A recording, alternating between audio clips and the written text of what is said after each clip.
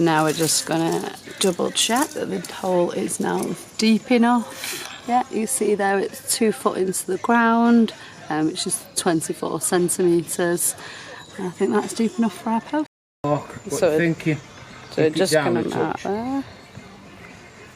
Marking the height of the post there, ready for cutting. It's sitting in the hole nice, that's been checked. Yeah, as you can see. Well, that's going to take it out now and get that cut. So as you can see here, the top of the post is chamfered for water runoff, although the top of the post shouldn't receive too much water as they're going to be covered by the boards, but it's just a precaution. Okay, so this particular post mix needs water to go into the hole first. So we're going to put the hose pipe in, as we've got one nice and close. What's that? And we're going to fill it up. Here we go.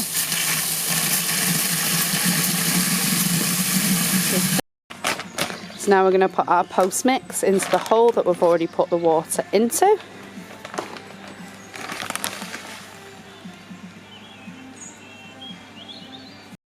Now putting the water on top of that post mix.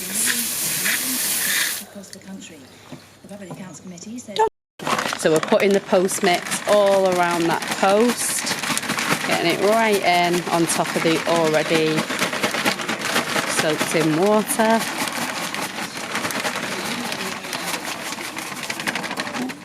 And that's the full bag in. Now we're going to add water on top, as instructed with the bag. Just even that out a little bit first.